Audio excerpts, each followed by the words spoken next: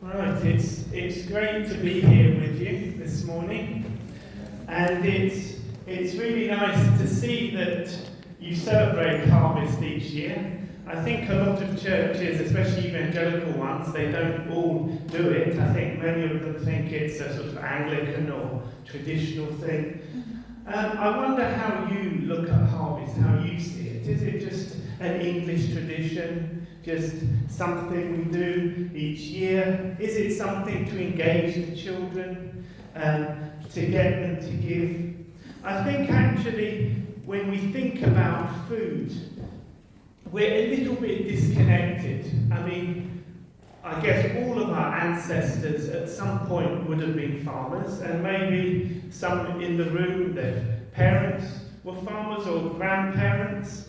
But I think living in London, in the UK, we get our food from the supermarket, really. And you know, there's these famous stories of children who think milk comes from a bottle from Tesco's and don't realise it comes from a cow. But I think actually, even as adults, we're a little bit disconnected. I think in terms of our faith, we often tend to think of perhaps we come to church, just like children might think milk comes from a bottle. Sometimes we think God is inside the church, and that's where we find God. That's where we do our spiritual things. That's where we worship. That's where we pray. That's where we listen to God's voice. And actually, we forget that there's a big creation out there. We have a big God, we have a creator God, and just as the reading in the beginning we had this morning from the Psalms, it was talking about how God not only just provides for us, he actually provides for all creation.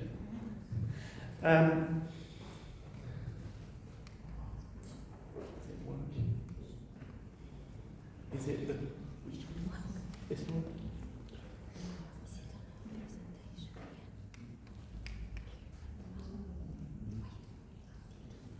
Oh, right. Technology. It's great when it works, but sometimes we're... Which one way do I go? Oh, I'll just tell you to move it on when it moves on. So yeah, please move on to the next slide. So I thought you'd like to see a picture of Alan in his younger days. It's the picture on the boat, not the other picture. And a picture with me too. There was a more embarrassing picture, but I thought, well, that's embarrassing enough. But actually, there was a point where we both did environmental studies, as did our common friend Andy, and where we got to know each other was working on the estate in Lee Abbey, and that was a place where we were connected to creation and very much reminded of where our food came from. We sometimes used to like to tell the guests the name of the sheep they were eating at dinner. Some of them promptly lost their appetite a bit, but we were connected. And I think it's really important to remember those connections between God's creation and where our food comes from. Next slide, please. But as I was saying, I think there's often a disconnect. And I think we often see a sort of a spiritual life over here and a sort of physical, the life outside in the world over here. But it's very much should all be a whole. We should have a more... Oh, now it's working. We should have more... Now it's... Sorry. But, yeah, go back one.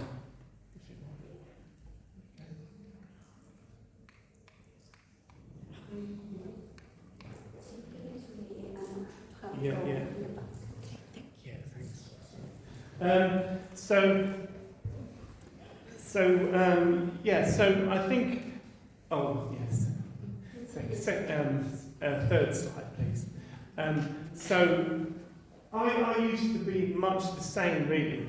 I used to, the one, yeah, that's it, is I used to think, even I grew up, when I was growing up in church, really, in those days, if you talked about environment, people say, oh, that's all a bit new age, that's a bit dodgy, you know, maybe sometimes still today people think, oh, this is something, you know, people gluing themselves to roads, that's not really anything that Christians should be involved in.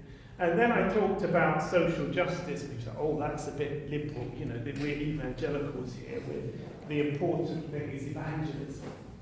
And even so, I was a keen bird watcher in those days, even today. I was studying environmental studies, but I kind of figured in my head, okay, well, God created it, environment must be good. But, you know, but my faith's over here.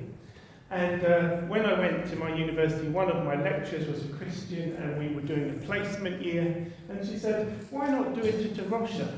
In those days, the only Rocha centre was actually in Portugal. It's now grown to be working in many countries. And I went there. There's a field study centre in the Algarve, in the south of Portugal, led by the guy in the blue, in the middle, and Peter Harris.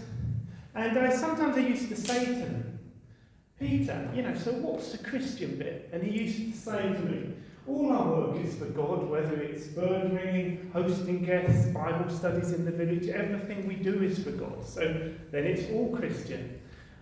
I still didn't get it really. I thought, oh, it must be the Bible studies. Maybe it's the witness to the students that come. And the other thing I didn't quite get is I suppose studying environment, everything was quite mechanical.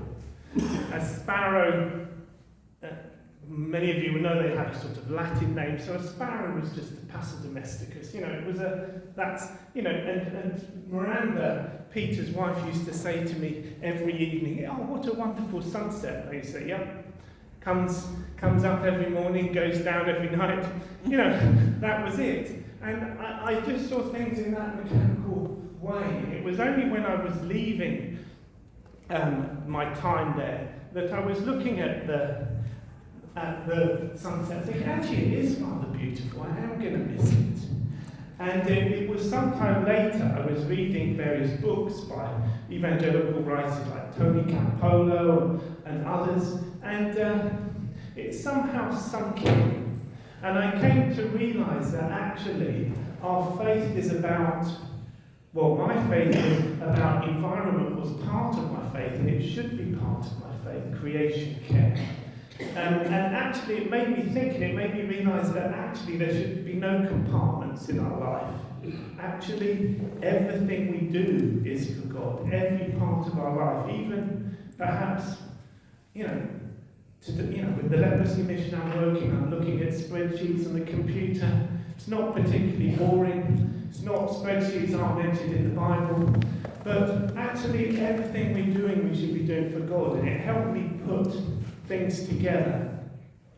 And the other thing that it also made me realise is we should have a wonder. We should look at creation. We should go out and we should be led into worship and have that just be, dumbstruck by the awesomeness of what God has created.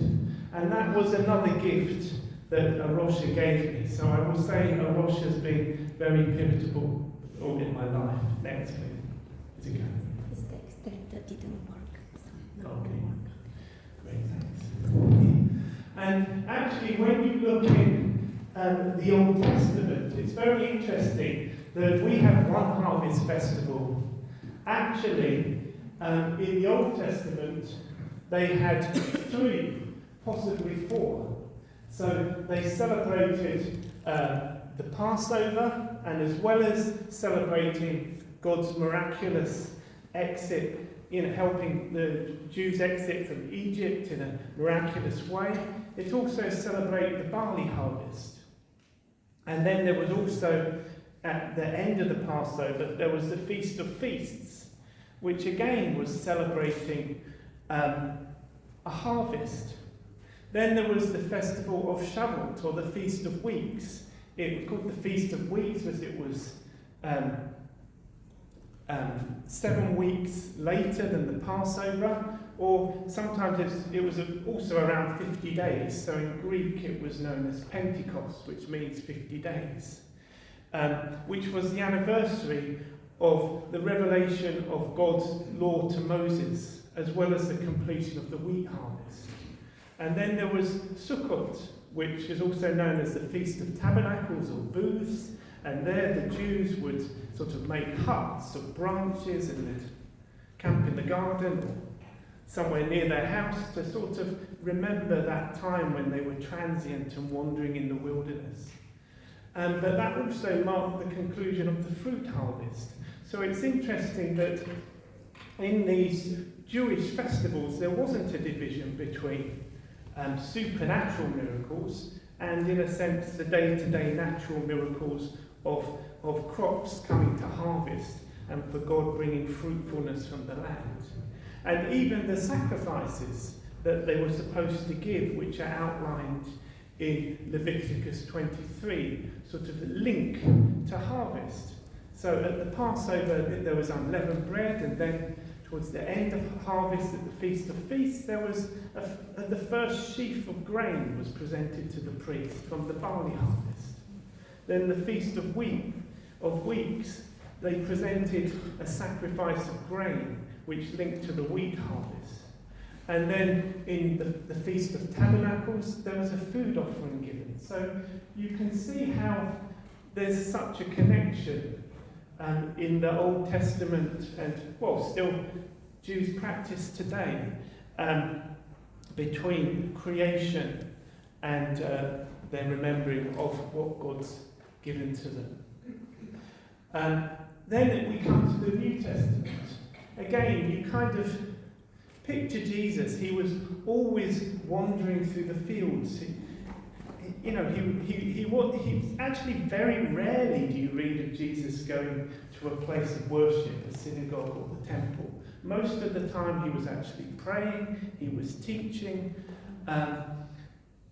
he was doing his miracles, all in the countryside, with God's creation all around him, and often in an agricultural context. We read of the disciples rubbing ears of corn together on the Sabbath and getting into trouble with the Pharisees for that. We read of the parable of the wheat and the tares, the weeds, and separating them later. There's the parable of the seeds falling on the good ground and the bad ground, some being choked by weeds. So it's a parable of the lost sheep. Donkeys falling down wells. The Heavenly Father's care for sparrows.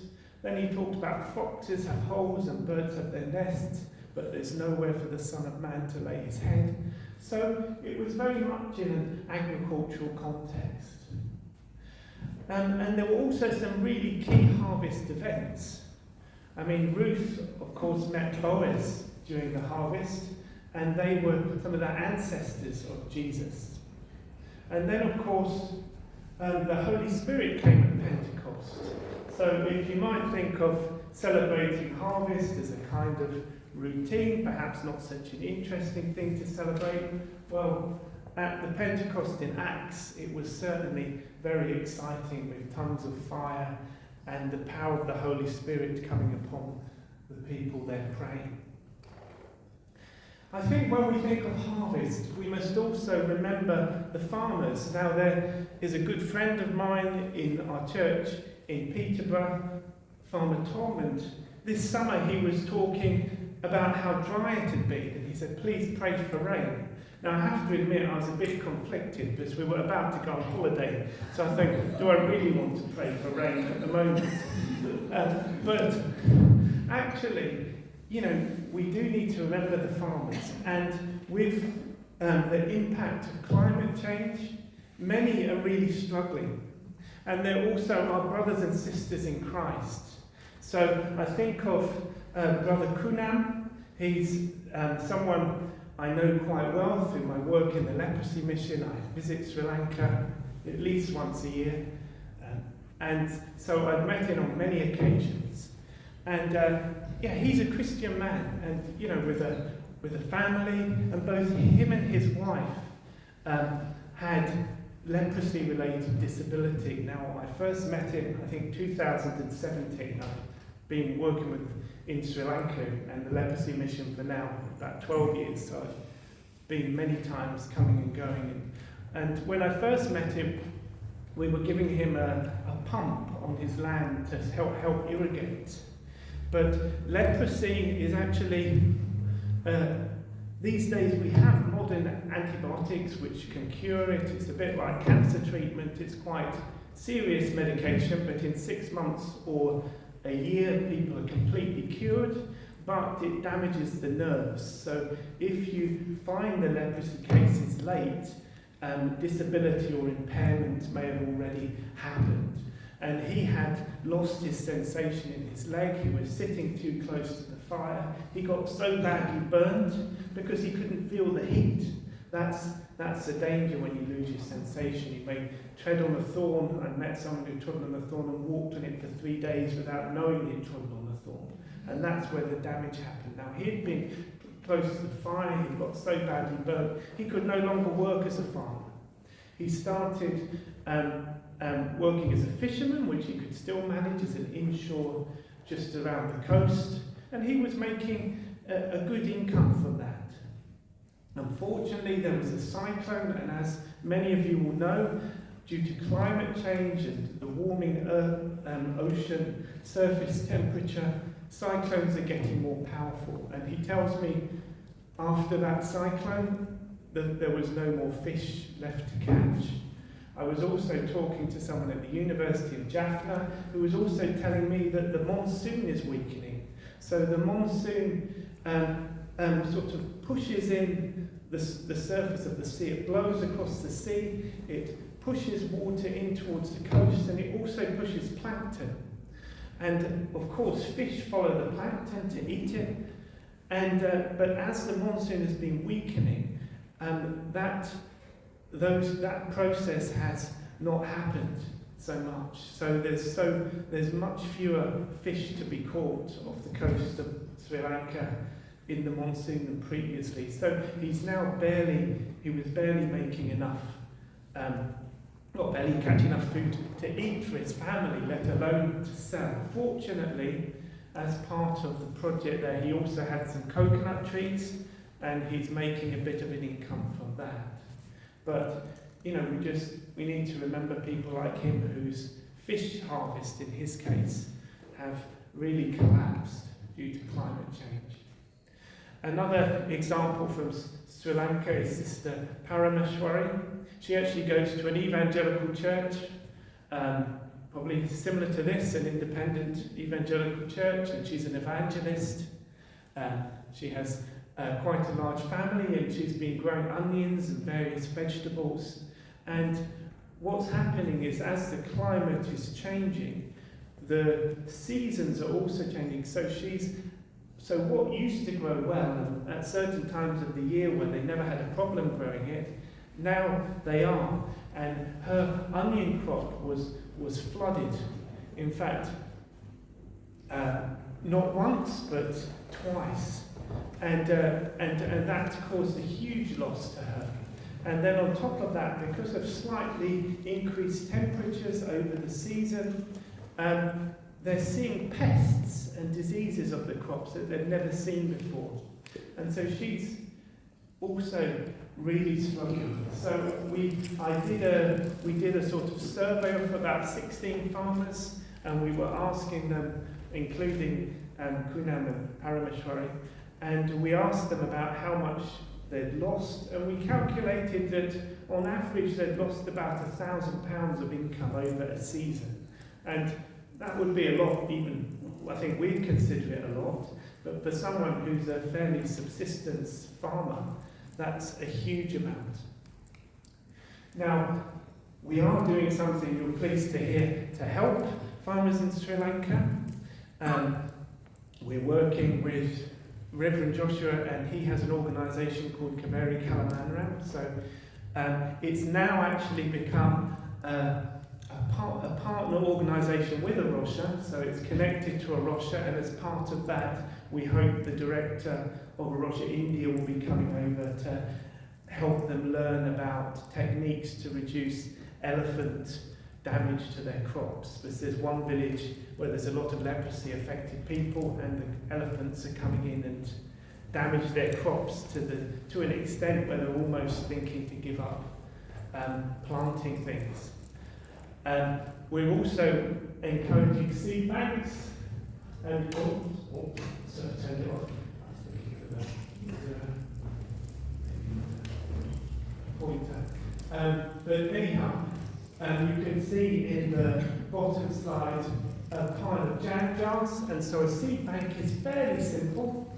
Basically, it's seeds in jam jars. You might think it's very high tech, but basically, when they've finished their crop for the year, they'll put some of their seeds that they've harvested to plant for next year. They'll donate them to the seed bank, and then other people can borrow those seeds and plant on their land.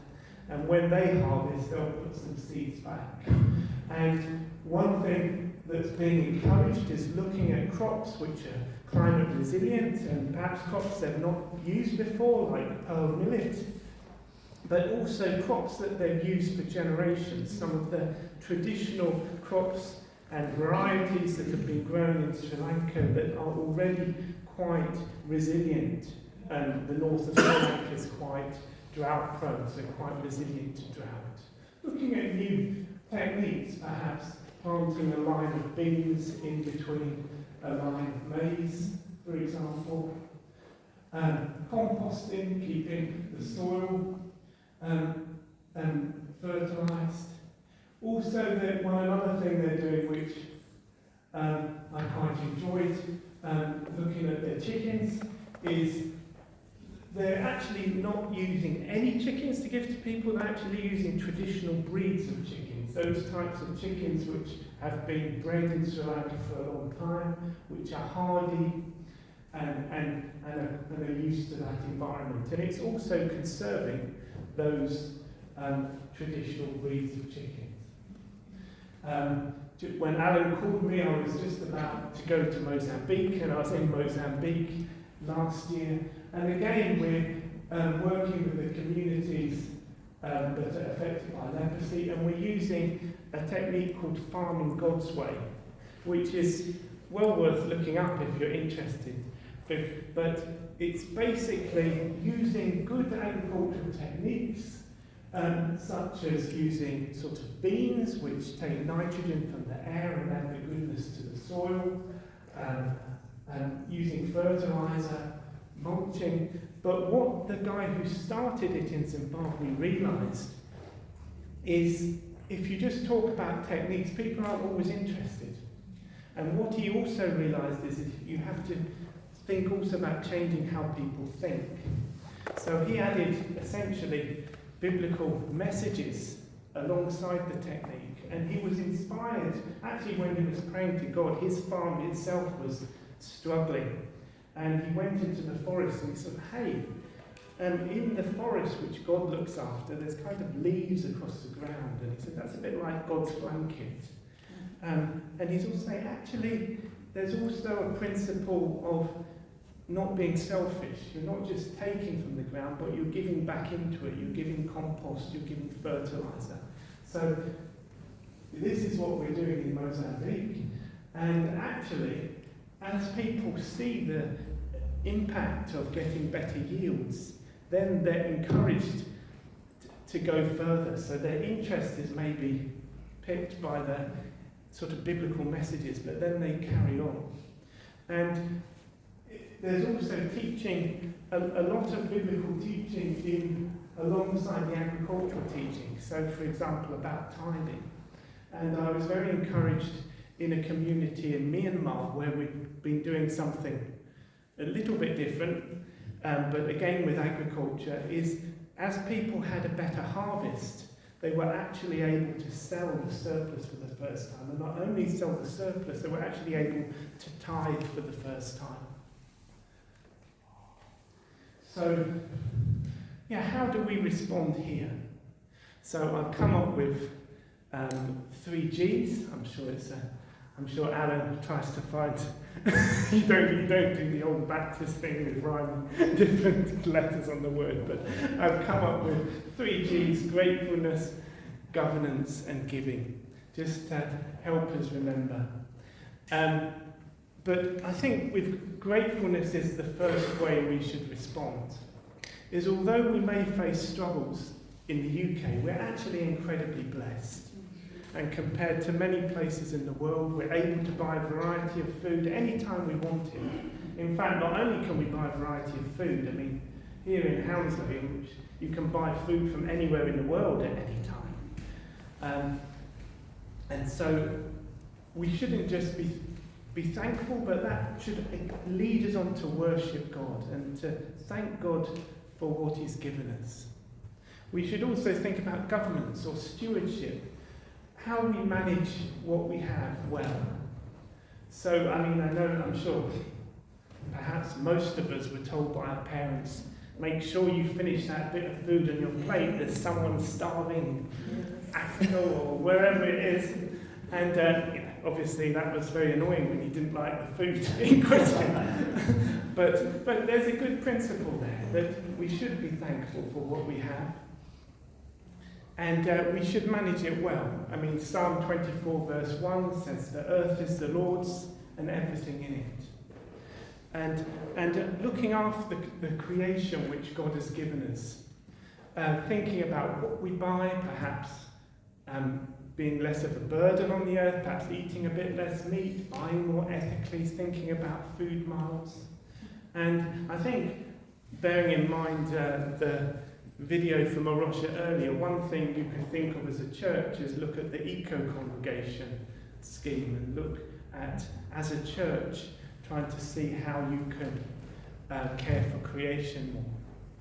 And then giving. Some traditions are good, and I think we have tins of food here, but actually it's great you're giving to the food bank, but actually these food banks are needed all year round. We need to be thinking of food and those who need it all year round. How can we care more for the environment and creation? Maybe it's something simple like recycling, walking to the shops rather than driving.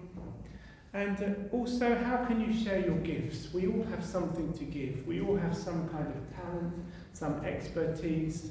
How can you support our church, the community, and also charities?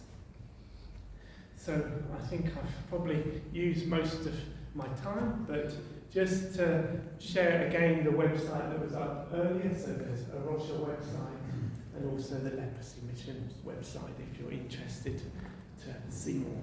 Thank you.